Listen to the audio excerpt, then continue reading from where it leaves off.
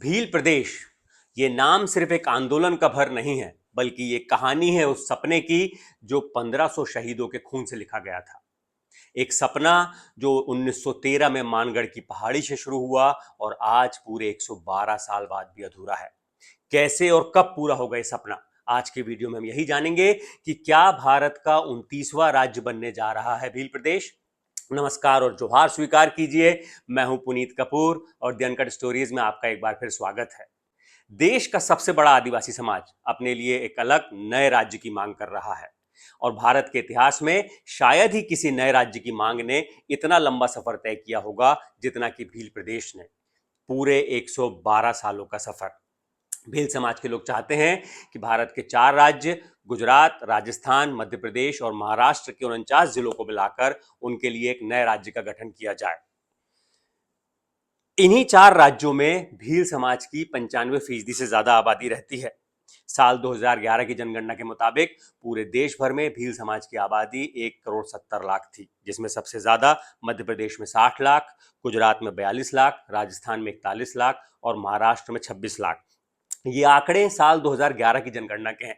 एक अनुमान के मुताबिक अभी पूरे देश में भीलों की आबादी करीब 2.5 करोड़ के आसपास होगी। प्रस्तावित भील प्रदेश में राजस्थान, गुजरात और मध्य प्रदेश के 1 दर्जन से ज्यादा जिले शामिल होंगे, यानी हर एक राज्य से 1 दर्जन से ज्यादा जिले, और साथ में महाराष्ट्र के करीब आधा दर्जन जिले इसमें शामिल होंगे। भील प्रदेश की मांग ने हाल ही में तब जोर पकड़ा जब राजस्थान के मानगढ़ में भील प्रदेश संदेश यात्रा में चारों राज्यों के हजारों आदिवासी इकट्ठा हुए और उन्होंने एक आवाज में नया भील प्रदेश बनाने की मांग की। और ऐसा मानगढ़ में बीते कई सालों से होता हुआ आ रहा है। भारत आदिवासी पार्टी के सांसद राजकुमार रोत ने प्रस्तावित भील प्रदेश का नक्शा सोशल मीडिया पर पोस्ट करते हुए केंद्र सरकार से नया भील प्रदेश बनाने की मांग की। साल 2023 में बनी भारत आदिवासी पार्टी के गठन का मकसद ही नया और अलग भील प्रदेश बनाना है। भारत आदिवासी पार्टी को पहली बार ही चुनाव में उतरने पर लोगों का खासा समर्थन मिला। साल 2023 के विधानसभा चुनाव में राजस्थान में पार्टी के 4 विधायक जीते और मध्य प्रदेश में 1 विधायक को जीतने में कामयाबी मिली। साल 2024 में राजकुमार रोत जो है खुद राजस्थान के बांसवाड़ा सीट से लोकसभा चुनाव में उतरे और जीत कर वो अपनी पार्टी के इकलौते सांसद बने। राजनीतिक ताकत हासिल होने के बाद इस भील प्रदेश की मांग लगातार जोर पकड़ने लगी। भील प्रदेश मुक्ति मोर्चा और आदिवासी परिवार संगठन लगातार आदिवासियों को एकजुट करने में लगा हुआ है। लेकिन ऐसा नहीं है कि भील प्रदेश की मांग हाल फिलहाल में उठी हो। भील प्रदेश की मांग का इतिहास आजादी से भी पहले का है। ऐसा माना जाता है कि भील प्रदेश की मांग पहली बार साल 1913 में राजस्थान के मानगढ़ पहाड़ी में उठी थी। आदिवासियों के सामाजिक और आध्यात्मिक गुरु गोविंद गुरु ने हजारों आदिवासियों की मौजूदगी में भील प्रदेश का नारा सबसे पहली बार बुलंद किया। उस दौर में देश में अंग्रेजों का राज था। राजे रजवाड़े और जमींदार अंग्रेजों के साथ मिलकर आदिवासियों का शोषण करते थे, उनके ऊपर अत्याचार करते थे। आदिवासियों से बेगार लेना, भारी लगान लगाना और आदिवासियों की जमीन पर कब्जा करना जैसे बहुत आम हुआ करता था उस दौर में। गोविंद गुरु ने अंग्रेजों के अन्याय और शोषण के खिलाफ आदिवासियों को एकजुट किया और अंग्रेजों के सामने भारी भरकम लगाम में कटौती करने, बेगारी प्रथा खत्म करने और आदिवासियों का शोषण बंद करने जैसी 33 मांगे रखी। अंग्रेजों ने सभी मांगों को ठुकरा दिया और इसके बाद आदिवासियों पर शोषण और अत्याचार अचानक से बढ़ गया। तब गोविंद गुरु के नेतृत्व में हजारों आदिवासियों ने मानगढ़ पहाड़ी पे से आजादी का शंखनाद किया और यहीं से शुरुआत होती है भील प्रदेश की मांग की 112 साल पहले। आदिवासियों के विद्रोह को कुचलने के लिए अंग्रेजों ने मानगढ़ पहाड़ी को चारों तरफ से घेर लिया और इसके बाद अचानक फायरिंग शुरू कर दी और ये बर्बरता तब तक जारी रही जब तक अंग्रेजों के सैनिकों की गोलियां खत्म ना हो गई बंदूकों में। और इस क्रूरतम नरसंहार में 1500 आदिवासियों की शहादत हुई। गोविंद गुरु सही मायनों में आदिवासियों को सशक्त बनाना चाहते थे।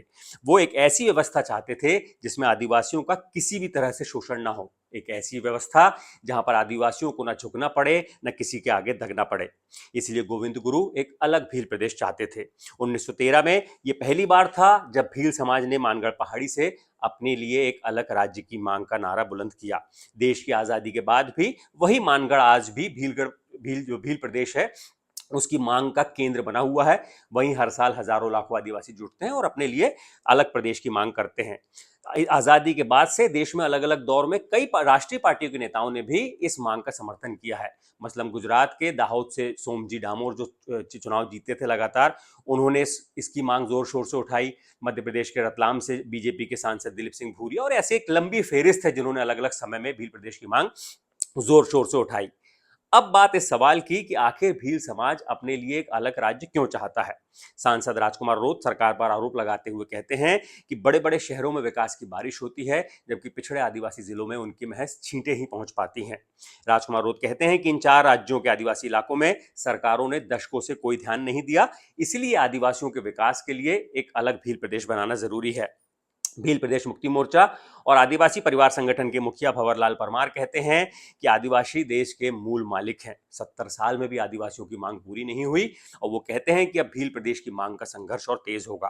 भील समाज के लोग भाषाई और सांस्कृतिक एकरूपता के आधार पर भी अलग भील प्रदेश का गठन चाहते हैं, क्योंकि जो 4 राज्य हैं, मध्य प्रदेश, राजस्थान, महाराष्ट्र और गुजरात, यहाँ पे तमाम जो आदिवासी जिले हैं, जहाँ पर बाहुल्य आदिवासी बाहुल्य जिलों में लोगों का रहन सहन, खान पान, संस्कृति, परंपराएं, रीति रिवाज लगभग एक जैसे हैं। तो उस एकरूपता के आधार पर और भाषाई एकता भी है, क्योंकि तमाम जगह भीली भाषा बोली जाती है, उस आधार पर भी भील समाज के लोग अपने लिए एक अलग राज्य की मांग करते हैं।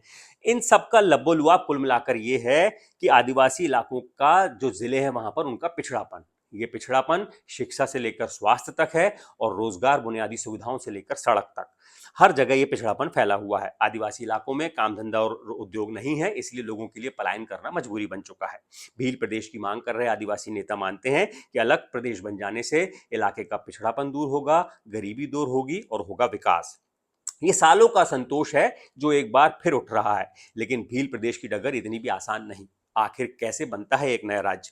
नया राज्य बनाने के लिए संविधान के अनुच्छेद 3 में केंद्र सरकार, संसद के पास जो है नए राज्य का गठन का अधिकार दिया गया है। संसद के पास वो शक्ति है कि नए राज्य का गठन वो कर सकती है।